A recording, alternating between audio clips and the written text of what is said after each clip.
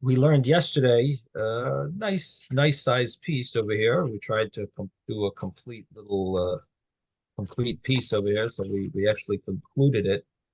Um, and the piece had to do with the uh, the different fasts. We have the first set of three fasts, the second set of three fasts, the third set of seven fasts. These were all communal fasts. And the Gemara was trying to figure out on which of these fasts do we add those extra additional brachas in the Shemona Esrei, causing the Shemona Esrei to end up being 24 brachas. One of the things I didn't really get into was that really everything, all the numbers that we're saying in the Gemara is really one off, because we actually, our Shemona Esrei is really 19 brachas, not 18. So everything that we have, all the numbers that we're really saying and we're using in the Gemara, really there's one additional bracha that the Gemara does not mention here. And because of that, even when we say 18 brachas, we really mean 19. When we say 19 brachas, we really mean 20. And when we say 24 brachas of the Shemona Esrei, we really mean 25 brachas of the Shemona Esrei. That's just a little side point, good to know. The rabbis at a certain point, it's mentioned in the Gemara, in brachas, it talks about the addition by someone by the name of Shmuel HaKatan. He added in an extra paragraph in the Shemona Esrei because of the heretics. They ask Hashem to get rid of the heretics. And that bracha is called V'la Malshinim. It's an extra paragraph that every siddur, every prayer book has. So if you calculate, if you add up all the blessings in the Amidah prayer, it's, even though it's called Shmona Esrei, which means 18, but in truth, it's really 19. So all the numbers here that we're saying, you have to keep in mind that there is one additional bracha. So if you start calculating, you will see there's one off, because there is an additional paragraph that's added and that's included, so that we have to include in our davening.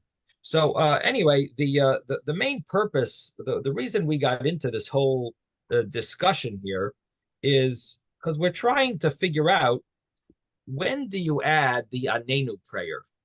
Now, I do want to clarify, there are two Anenu prayers that we will be talking about. The Anenu prayer that we've talked about until now is this extra paragraph that's added on a fast day. We added on the mincha of the fast day. Now a chazan adds it in the shachris and in the mincha prayer. In the morning and the afternoon prayer, they add another paragraph. The paragraph, when the chazan adds it, he's supposed to add it at a unique point, a special point in the middle of the Shemona Esrei, after the bracha Goyel Yisrael and before the bracha Rifa'enu. He adds a whole paragraph there with a bracha at the end. He adds another bracha. So the chazan actually, even today, in today's day and age, instead of doing what we do as 19 brachas, Shemona Esrei, Amidas, our 19 brachas, he actually does an extra bracha there. He makes it 20 brachas. And so that's done on a regular fast day, today's day. The Gemara is wondering that do people also, regular people, do we also add that extra paragraph and do the same thing that the chazan does? Or do we include it in the Shemea Tefillah bracha, which is a generic bracha that asks Hashem to listen to our prayers? And in that prayer, you can add whatever you want. And the individual who is fasting, where would he add that extra little paragraph as an individual? And the Gemara really seems to mean, even if he accepts on himself a very strict fast, the Gemara is wondering then also, where would he add that bracha? In other words, let's say he accepts on himself a fast similar to a Taanis tzibur, similar to a communal fast, and he's going to start fasting at night, and he's not going to wear leather shoes, and he's not going to take showers, and he's not going to have marital relations, and he's not going to anoint himself. All those prohibitions. When does he add the additional paragraph called Anenu?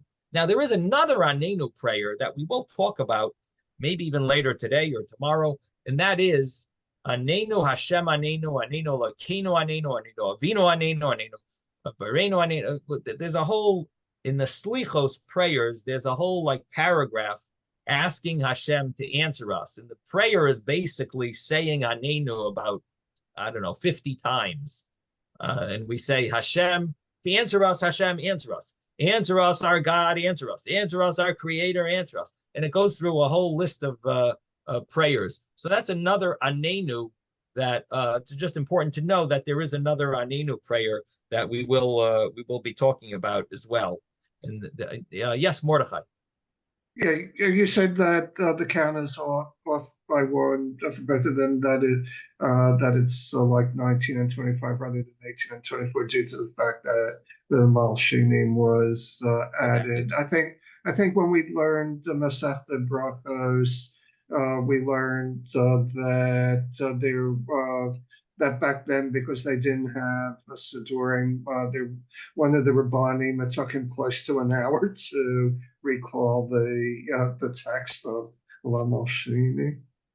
Yeah, it's a big problem. If someone starts messing up in the La Malshinim bracha, we get nervous that they themselves might be a heretic. We're supposed to kick them off, kick them off if they try to skip it or something, get someone else to go up. It was a problem. It would be a problem, especially in those days when there were heretics that, Yes, Ben. Can you tell me when we're saying Shomea Tefillah? We are in the Shomea Tefillah. Do you add it? You want to know? Yeah. Right before Ki Ata Shomea Tefillas Kol Peh. Right before the word Ki. No, I'm saying, when do we say the Shomea Tefillah? The bracha of Shomea Tefillah is after the first three brachas. So it's the fourth one? All the middle brachas. It's the last one of all the middle brachas.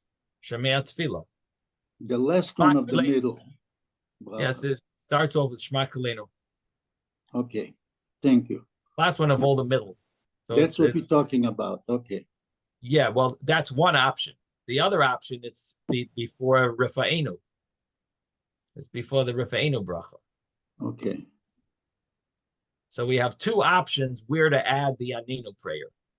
And we, of course, are familiar with it because when you daven on a fast day, at least mincha, we add it in. So we know what we do, and we know if you're a chazan, what the chazan does. So, but the Gemara is really before we know the final halacha. This is the source of where what we do comes from, and here we have this discussion. So I'm going to just go over it outside. But I must tell you that it was not the easiest Gemara yesterday, so it is going to take us a few. It's going to take us a few minutes.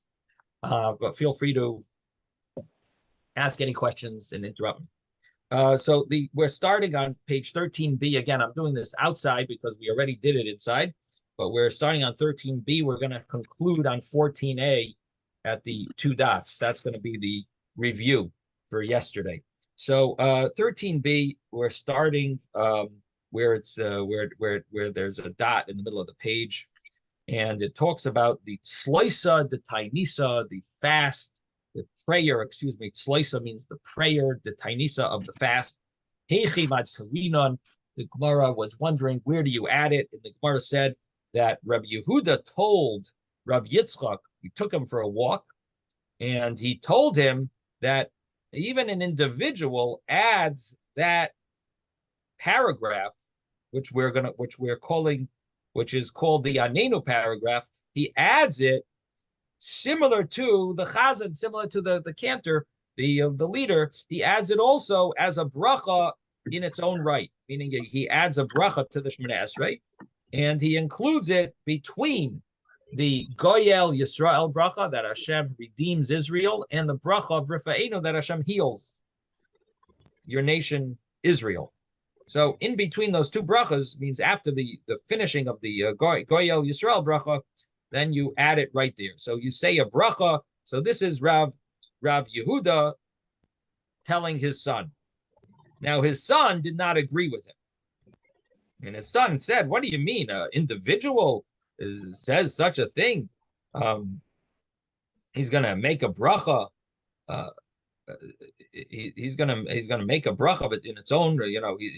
His prayer is so significant that he can recite. He can change the format of the Shemona Esrei, just an individual.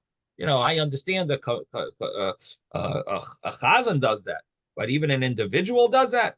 He said no, it can't be. He says instead you got to do it in Shemea Tefillah. That was Rav Yitzchok, and Rav Sheshes agreed with that. Rav Sheshes did the same thing. He says the individual has to include it in the generic bracha of Shemea Tefillah. That's where the individual adds this prayer, and he doesn't end off with its own bracha. He doesn't add a bracha to Shemona Esrei. He just adds a few sentences, and that's basically it. This is the argument.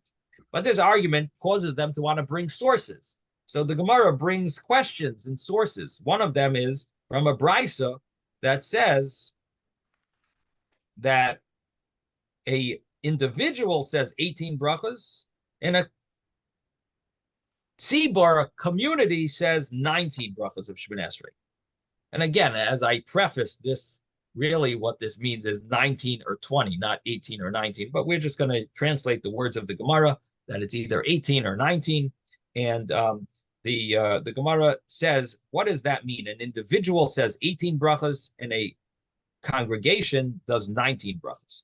So, of course, the simple meaning would be that an individual who makes his own fast day, accepts on himself a fast day, he would not change the format of the Shemona Esrei. He puts the Anenu, he slips it into the Shemea Tefillah bracha, and he doesn't make a change in the Shemona Esrei. He does 18 brachas. But a tzibur, maybe meaning the chazan, the cantor, he would do the 19 brachas because he's adding anenu as a separate bracha. That would be the simple meaning. That would fit with Rav Yitzchok and Rav Sheshes. That would seem to fit very well. But the Gemara says that can't be the meaning here because we know on a fast day there's 24 brachas. So if you're talking about for a community, for a chazan, so you can't say that the chazan does 19 brachas. That can't be the meaning, because if you're talking about a chazan, he actually does 24 brachas. So the Gemara says, therefore, we must say that let's translate it a little different than the simple meaning. The Gemara says, how would we translate it? That there's a difference between an individual who accepts on himself a regular fast or an individual fast, and an individual who accepts on himself a more strict fast. When he accepts on himself this more strict fast, he actually is supposed to do the Anenu prayer in a bracha of its own right, makes a special bracha, adds a bracha, changes the format of the Shemona Esrei, and he includes that bracha between the Goyel Yisrael bracha and the Rifa'enu bracha, and he makes his own Shemona Esrei with 19 brachas, which nowadays would be 20. That's the understanding of the brisa, and that actually proves Rav Sheshes and Rav Yitzchok wrong, and that's a mesaveh. That's a question that the Gemara that the Bnei Yeshiva, the Gemara basically asks that question on these two opinions. That it seems pretty clear that there are times when an individual who's doing his own personal Shemona Esrei, but because he accepted on himself a very significant fast, he accepted on himself a more strict fast, he would add this extra bracha and change the format of Shemona Esrei, make his Shemona Esrei an additional bracha. So the Gemara asked this as a question. Now, the Gemara says that in order to answer this, the Gemara says, well, really, not a question, because you could learn it the simple way. And the simple way is that a individual says 18 brachas, and the chazan says 19 brachas. But you asked me, what do you mean? A chazan says 24 brachas. True. That's on a special type of fast, which is the fast for rain. It's or very the strict fasts. But the first three fasts of such fast days, the chazan doesn't say the 24 brachas. And so therefore, we could translate the brisa to be much more simple, the simple meaning. And the chazan says, as we do on our fast days, the Chazan, when he does the repetition, he says the extra bracha changes the format, and it ends up being 19 brachas. Our Shemana Esrei is 18 bracha Shemana Esrei because we're individuals. The Shliach Tzibur, the leader, he does 19 brachas. 24, that's on very strict fast days. That's not that's a different story. But the regular for an the Brisa does not tell us anything different than the fact that we are meant to do the regular Shemana Esrei. We just add a few sentences in Shemet Tefillah, and the Shliach Tzibur, he does an extra bracha of its own. Now, that's the way the Gemara wants to answer it. But the Gemara says that you can't really say that because we know that the first three fasts are the same as the second three fasts in almost everything except a few things. And it says in a brisa, there's no difference between the first three and the second three. There's no difference except for what we said about doing work, and we spoke about the wearing leather shoes and some other things, but it doesn't say about this difference of the 24 brachas. That the second three fasts you do 24 brachas. The first three fasts you don't do the 24, but it doesn't say that difference. And the Brisa is clarifying with us the differences between these two types of fasts. And it says there's no other difference except these. So it sounds like it's very exact and precise. And the Gemara answers. So what we see, what do we see from here? We see from here that even on the first fast, on a regular fast, the Chazan always says 24 brachas. And this would knock off our answer that we gave for Rav Sheshes and Rav Yitzchok.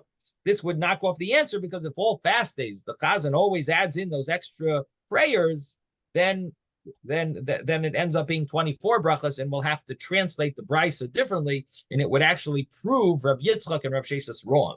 So the Gemara now is going to try to answer this up, and it says, you know what?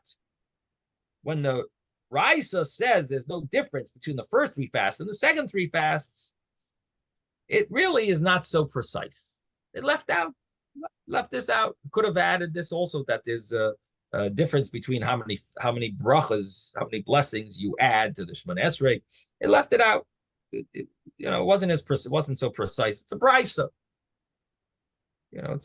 It's a source from the Tanaim, but when they wrote the brisas, they weren't so exact. And this would be an example. They weren't so exact. But the Gemara says, what else did it leave out? If it left this out, generally it'll leave out something else, and we can prove that you're right. It's not precise. Rabbi? Yes, Moshe. Okay. In the Siddur, during the Mincha, there's Anenu, okay? And it says on a fast day, the Hazan recites Anenu at this point. But in the commentary underneath, it says it is inserted into the Shemona Esrei during the Hazan's repetition, both Shachris and Mincha. But it seems as though if it's forgotten, this is after the Goel Yisrael, but then a few pages later through the Shemona Esrei, it then says on fast days, including Tisha B'Av, one who is fasting inserts if the Hazan did not recite it earlier. Now, I mean, doesn't that affect this whole situation if it's done in a different order? So you're right. When Esrei has a certain order that it's supposed to be done in. So why? That's what I don't understand. I mean, it is that has to do with all the 18 brachas. This bracha that of Anenu, if he misses it and he just adds it in the Shemet Tefillah, so he's not really messing up the order, because he's really just including it, making it part of the Shemet Tefillah, which is allowed. In other words, he's not really adding the Anenu of an entity of its own and putting it in the wrong place, But in general, it could be that the Anenu it doesn't fall into that category of mixing up the order of the brachas. It could be that the order of the brachas are the 18. I'm not 100% sure that the Anenu would mess someone up if they added it in the wrong place. It could be. It's possible. I'd have to look into that if that was a problem. But anyway, here it's not. Your question is answered by the fact that he's just, you're talking about a case after the fact. He missed it out. He can, he can add it in the Shema Tefillah. Okay, so the Gemara continues over here with the question that it has, that there's no difference between the first three fasts and the other three fasts. And the Gemara said, well, maybe it left it out, this difference about the 24 blessings of the Shemona Esrei, that might be a difference between the first three fasts and the second three fasts. The Gemara says, what else did it leave out? If it left that out, it probably would have left, if it wasn't so precise, it probably left out some other things. So the Gemara says that, you know what?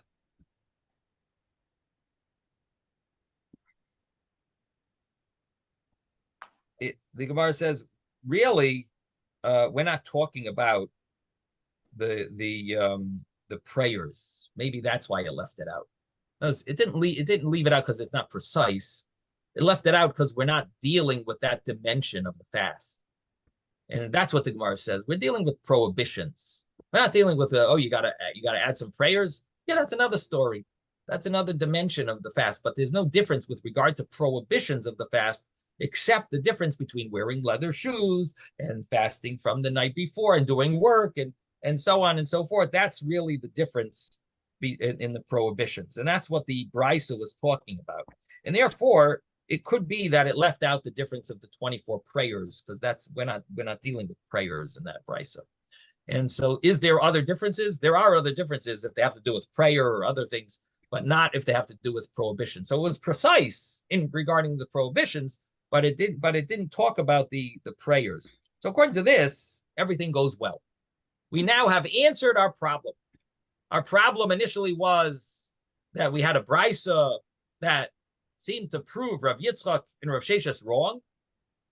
And now we figured out that we could answer the Brisa and explain it in a more simple way, and it doesn't prove them wrong. In fact, it fits very well with what they said, because now we're translating the Brisa to mean that an individual does not change the format of the Shemona Esrei. He adds the Anenu as a few sentences in the Shemea Tefillah Bracha.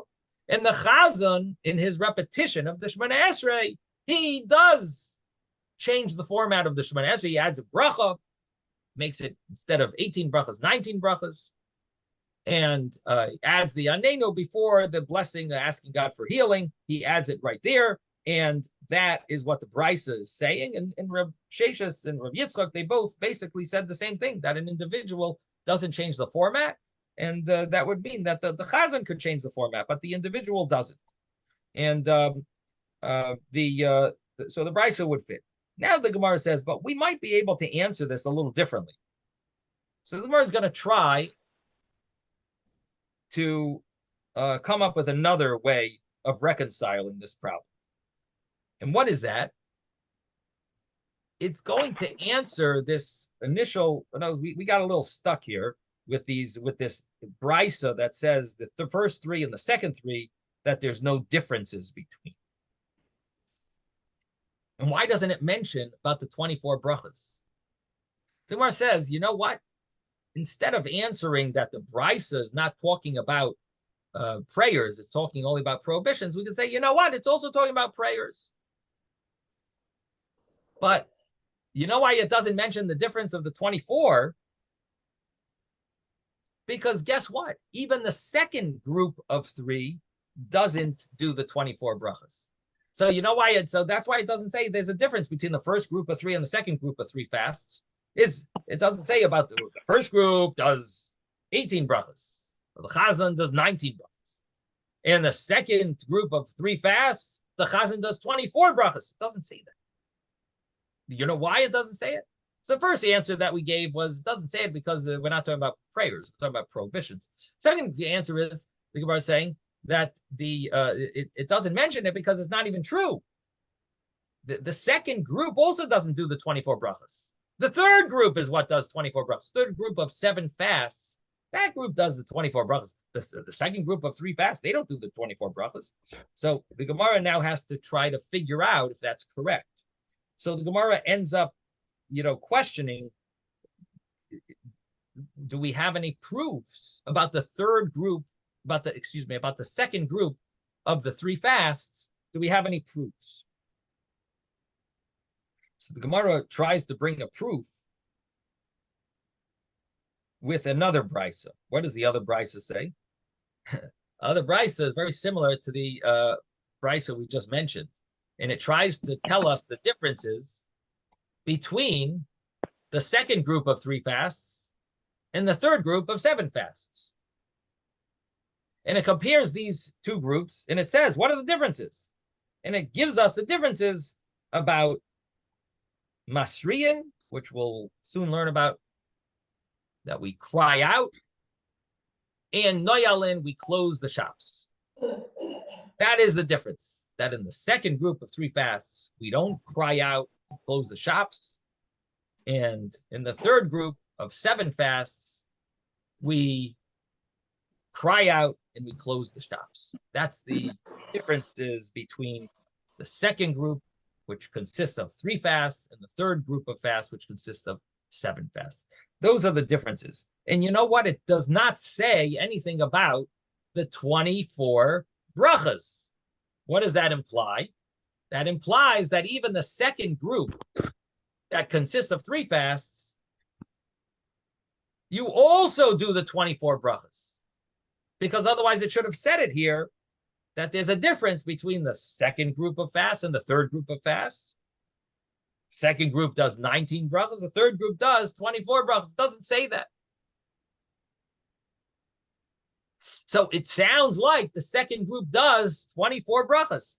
And if so, we're back to our question and our question on Rav Sheshis and Rav Yitzchok, that it seems like even in the second group of fasts, you do the 24 brachas, which might mean that even in the first group of 3 fasts, you do 24 brachas, which would mean that we have to translate the brisa not in the simple way. We'll have to translate it in a different way. And it would end up proving Rav Yitzchok and Rav Sheshis wrong, because we'll end up saying that even an individual, at certain times, he will do the Anenu in a separate bracha of its own, and he will change the format of the Shemoneh Esrei, and that would be a proof against Rav Yitzchok and Rav Sheshis. So that would be the whole series of, it'll have a domino effect, basically. If we prove this wrong, it'll end up having a domino effect and end up being a question on Rav Yitzchok and Rav Sheshis.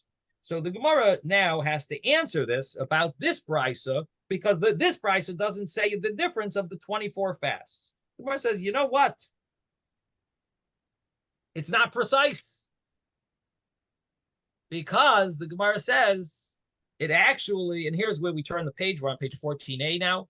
It says, you know what? It's not really precise, because it leaves out other things as well. It leaves out the fact that they used to bring the ark from the synagogue into the public square, and they would do prayers there, make a very big ceremony out of this fast day, praying for rain and so on.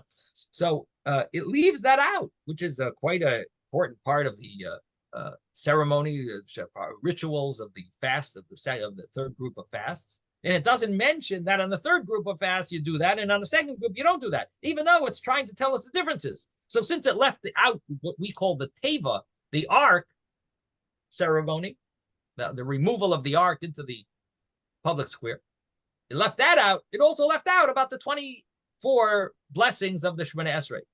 So the Gemara seems to be, found a way to prove that that this brisa is not precise.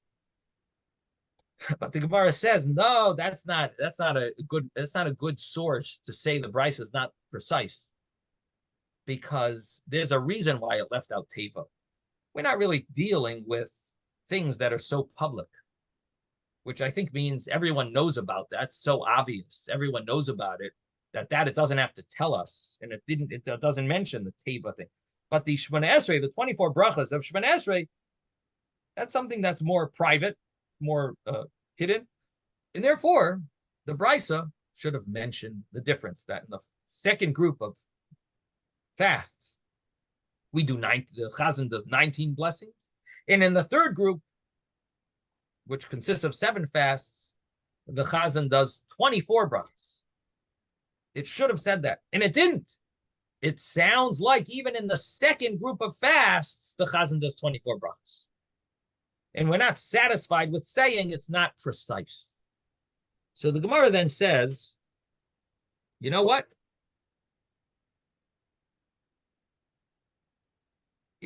It seems that our Mishnah also proves this, that the second group of fasts and the third group of fasts, both of them do 24 brachas. And the Gemara proves it from our Mishnah. What did our Mishnah say? The Mishnah said that how are the second group of three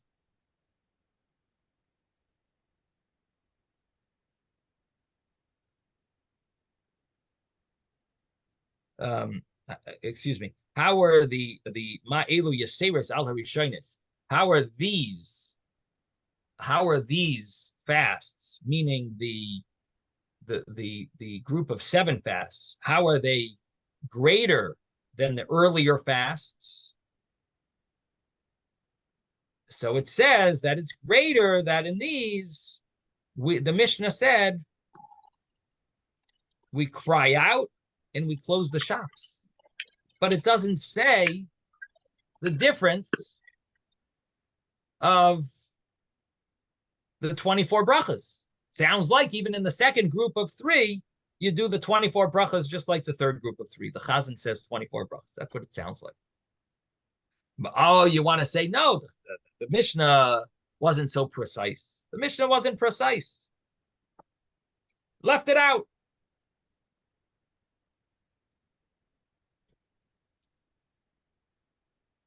So the Gemara says, it also left out Teva. And it's not precise. It left out Teva, left out the ark, that in the third group of fasts, you bring the ark to the public square. The second group of fasts, you don't. It left that out. So it also left out about the 24 brachas that the Chazan says, that there's also a difference. The second group of fasts, he says 19 brachas. The third group of fasts, he does 24 brachas. It left that out. It left out other things. It's not precise. The Gemara says, no. The fact that it left out Teva, it left out the ark, is because the ark, it has a whole chapter. It's going to be a big topic in the second chapter, relied on that. That's why the Mishnah leaves it out. It's mentioned in the second chapter. We're gonna have it on the next page, on page 15. The Gemara is we're gonna have the Mishnah on page 15. It's gonna talk about the ark. So that's why I left it out. So the Gemara says, if we can say that it left it out because it's going to talk about it in the second chapter, and it talks about, so it leaves out that difference because we know that there's a difference, and we know because the second chapter of Taanis, it talks about the third group of fasts, and it mentions about the ark. So obviously it means that in the second group of fasts, you don't do that. In the second group of fasts, you don't do the ark ceremony. So the Gemara says, if so, we could say the same thing with regard to the 24 brachas, that it mentions it in the second parak. It mentions it in the next chapter. And therefore, it leaves it out here when it's talking about the differences because it's relying on what it says over there about that difference. And it's only saying the other differences. And therefore, what comes out is that when do we recite the 24 brachas? So what comes out from this is we can easily say that the last group of 7, the final group of fasts, the third group, which consists of 7 fasts, that's the one you do the 24 brachas. Everyone agrees. No question about that. In all the earlier groups, we could say you don't do those 24 brachas. And the individual who davens on a fast day, on his own fast day, on any fast day, he never says a bracha of his own. However, a shliach tzibor changes the format of the Shemoneh Esrei. He adds a bracha, makes it, instead of 18, he makes it 19. And he makes a bracha on his own whenever shliach tzibor does it, and it turns into 19 brachas.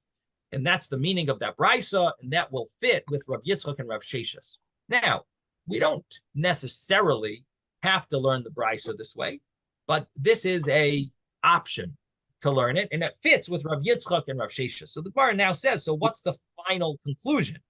Because we know that Rav Yehuda argued on this. And Rav Yehuda, the father, said one thing. And his son argued on it. Rabbi Yitzchok, his son, argued on it. And so what is the conclusion? So the Gemara here says that Shmuel bar Stasratoi and Rav Chia bar Ashi, in the name of Rav, they say, like the father, that you recite Anenu as a separate bracha. But Rav Ashi says in the name of Rabbi Yanai, the son of Rabbi Yishmael, you say it in Shemei Tefillah, and that's what the Gemara paskins b'Shemei Tefillah. We say it in the bracha of Shemei Tefillah. We don't change the format as an individual. We don't change, and we do it in the Shema Kalenu bracha, and we're calling it Shemei Tefillah because that's the end of that bracha. Ends with Shemei Tefillah, and that's the halacha.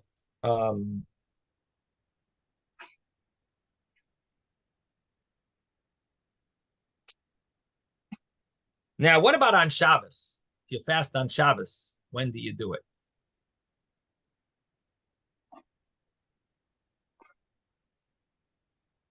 When do you say Anenu? If you fast, there's no Shemei Tefillah bracha. There's no. There's no Shemei Tefillah. What do you want to say, Ruvain? Look at my siddur. Well, you got to first ask yourself, when do you fast on Shabbos?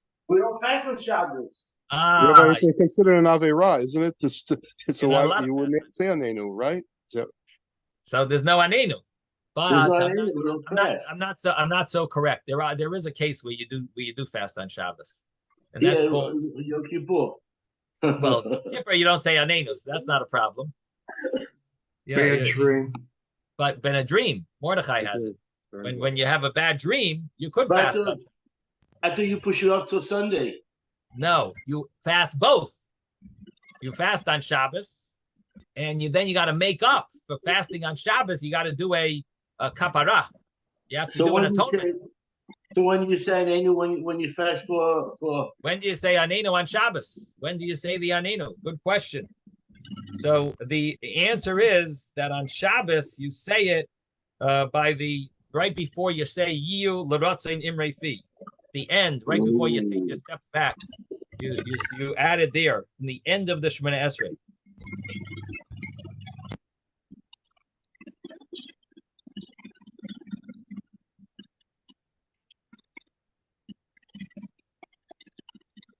That's the conclude. There are other opinions, but that's the conclusion. There is an opinion that you say it at Ritzei, but in the bracha of Ritzei. But the conclusion is you say it in the halacha seems to follow the Shulchan Aruch brings down that you person who fasts on Shabbos would say it at the end of the Shemona Esrei, right before that last sentence, before you take the 3 steps backwards. Okay, so that's the end of that Gemara. Went back and forth, debating when when you say the 24 brachas of when the Chazan says 24 brachas, when he doesn't. But that was this is the final conclusion about a individual who adds Anenu in his prayer. Rabbi? Yes. I'm still a bit confused on this. So in the third category, it's there's 24 berachot. Is that what you're saying in the third category? And those are the more severe of the fast days. Those 7 fast days. Those 7 fast days are the most serious of all communal fast days. Yeah, we've been yeah. Thank you. Okay, next Gemara. Let me tell you where we are. 14a, and let me open up the art scroll here. 14a. We are on 14A1. Thank you. 14A1. The second to last paragraph. Second to last paragraph, 14A1, everyone. If you're using a Gemara, I came just in time. By the 2 dots. What'd you say? Why what? I came in just in time. Just in time. The 2 dots right in the middle of the page. There's 2 dots at the end of the line, and we must be about 20 lines from the top, maybe 5, 10. Yeah, I would say about 20 lines from the top if you have regular Gemara, 14a. Okay. Ani Chada, we learned. Ashayot Teva. It starts. No. Again, That's 14. 14A1 Yeah, starts. good. It's the Well, yeah, second yeah, one that, from the you're right. the That's second the one way from the. that's the I'm way the sorry. page starts. The page starts for Hashir Teva, but we're not starting at the beginning of the page. Tani We're Adam. at the end of that page. Tani 14A1. Adam. Second Just from the tell me the bottom on the right words, side. please. Please don't disturb. Let me hear the I'm Rebbe. sorry, Ben. I'll shut up. Rabbi, what Yeah. are the words that we start? The second paragraph before the end of that page. Tanei Chada. Okay, You have it? not yet, but I'm looking. Himishum Teva, lo. The end of the That's the page. second, the end of it. Yeah, the end of the page. There's two paragraphs. The end of the page. Tani Chada and Amar Ravashi. See those two Tani paragraphs? Chada. Okay, okay. Tani Chada. Okay. Tani Chada. Ubrais umenikais. Ubrais, pregnant women, umenikais, and nursing women. Misanois, very shynais. They fast on the first fast days. Ve'ein misanois, va'achrainis. They don't fast on the last fast days. V'tanya idach, we have another brisa. Misanois, va'achrainis. They do fast on the last fast days. Ve'ein misanois, very shynais. They don't fast on the first fast days. V'tanya idach, and we have another brisa. Ein misanois. They don't fast. Library shynais. V'loi va'achrainis. Not in the first fast days, and not on the last fast days. So you would think that this must be three different opinions, because everything seems to be contradictory. You know, we're dealing with an issue of rain. There hasn't rained, and people have to fast. We want to daven, and anyone that's capable of fasting, we want them to fast. But at the same time, we do know that it is a little dangerous for a person who's pregnant, a woman who's pregnant or nursing, has a slight level of danger involved, and so we don't want to overdo it for them. But if they're able to, we want them to fast. And yes, It's a small thing. Why does it say Tane Chada, the first one? It's without the Aleph at the end of Tane, and the Chada is without the Yud. And the second one says Tane Idach, and it has a Tane with an Aleph at the end of the word, and Idach with a Yud.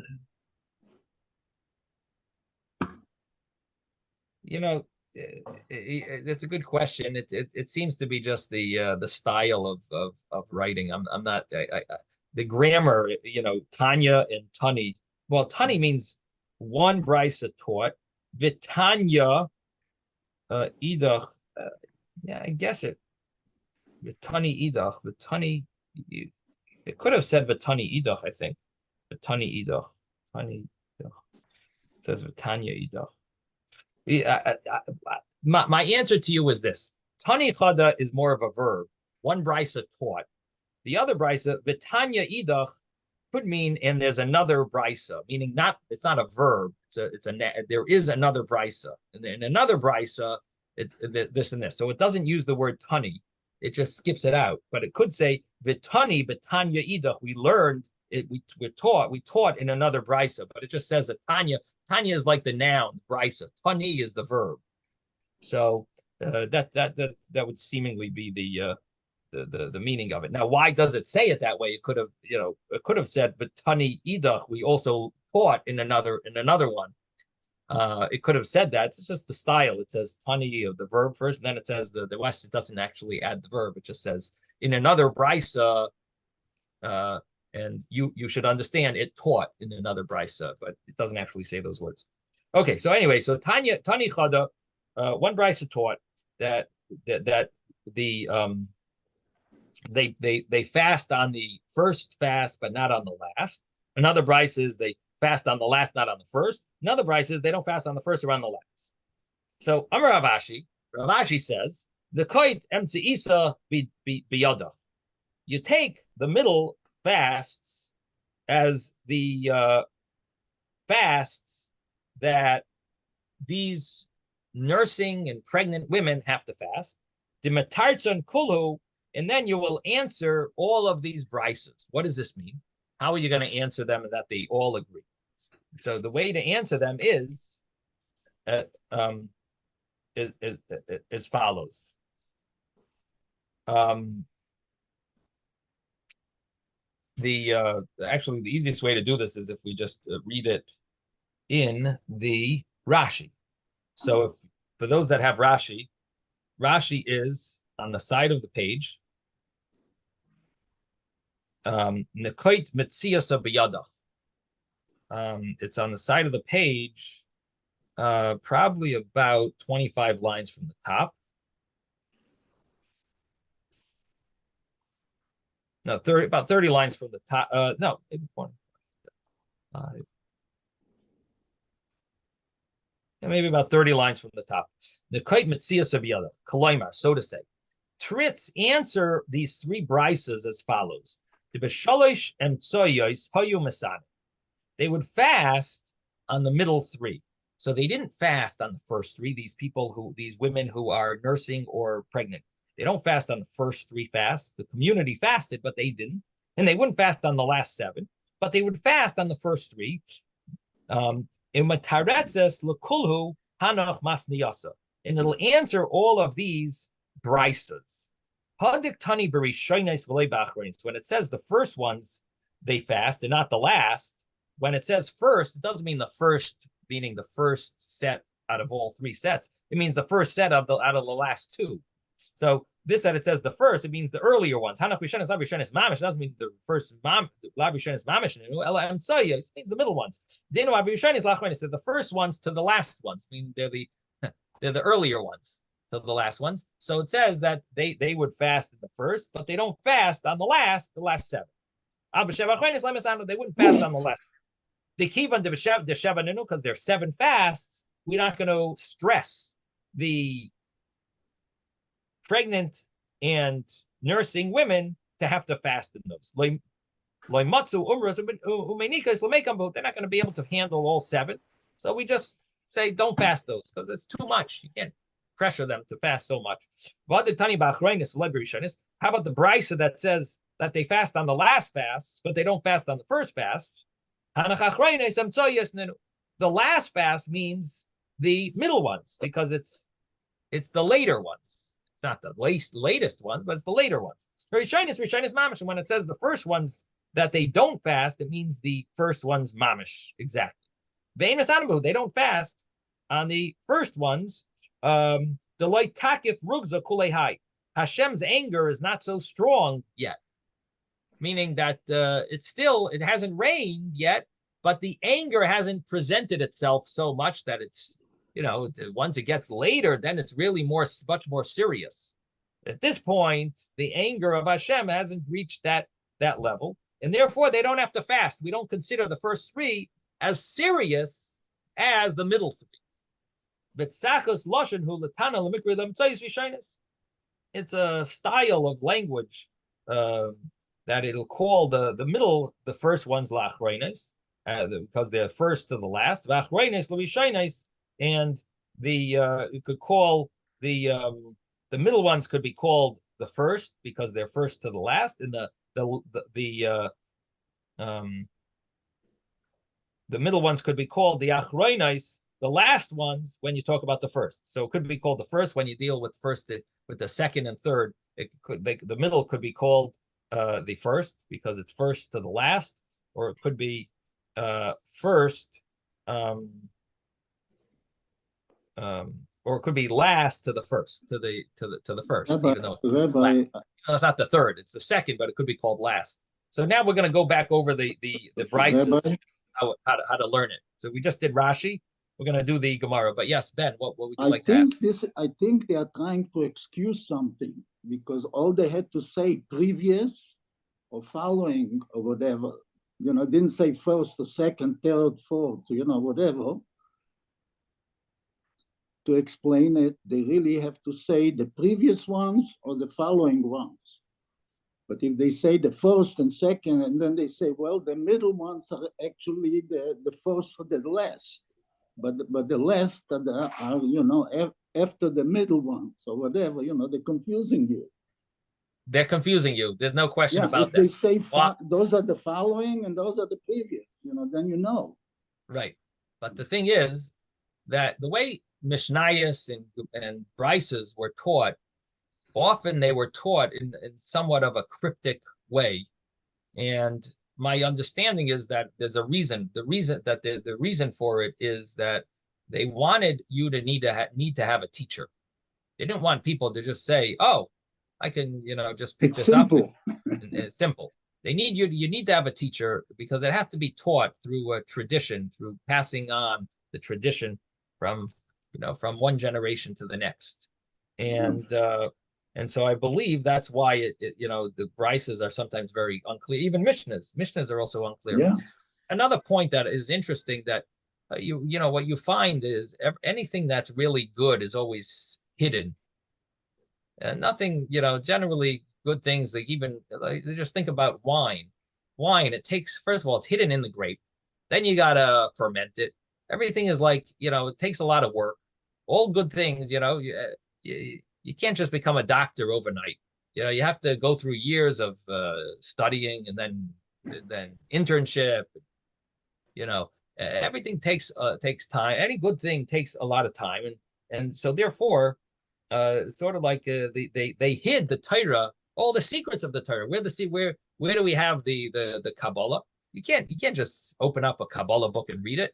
It's like hidden. This is the secrets they are secrets. The mystical side is secrets. It's all the good stuff is always hidden. So even the Gemara has a certain level of hiddenness to it, and especially the Kabbalistic stuff is really hidden, and that you really got to dig and have a certain patience to be able to get. All the good stuff is really hidden deep inside. Anyway, so it is cryptic. It's written that way, and there's a reason for it. Okay, so let's read over the Gemara now, so we'll understand it. Tani Chada, we learned in one brisa, so we're just going to repeat this one paragraph. So if you want to go back to we're on page 14a1, and we're going to do again this paragraph now that we know the meaning of it, as the Gemara explained it in the end. Now we can go back to it and understand it. So it's 2 paragraphs before the end of the page. Tani Chada, we learned in one brisa, it taught, Ubrais umenikos, pregnant women and nursing women, misanois barishonis, they fast on the first fast, which means the middle fasts. Doesn't really mean the first. It says rishonis, but it means the first relative to the last, which means the middle. So misanis barishonis, they fast on the middle fast. Vein misanis bachreinis, they don't fast the last 7. And the reason is because the last 7 we said are too much to expect from a pregnant and nursing woman. Now comes the next brisa, the Tanya Idach, another brisa taught misanis bachreinis, they fast on the last fast days, which means the middle ones, the middle 3, not the last 7. It means the middle. They fast on the later fasts. They don't fast on the first 3. So when it says achreinis here, it means middle. And it doesn't literally mean middle. It means the later ones, but it means the middle. It refers to the middle. And they don't fast on the first fast days means the first ones. They actually don't fast. Why don't they fast on the first fast days? Anyone remember from Rashi? Why don't we fast on the first fast days? Something to do with Hashem? We are not mad enough yet. Hashem is not angry enough at us, so to speak, or he's not presented as anger enough. So in other words, those fasts, the first fasts, are not as severe.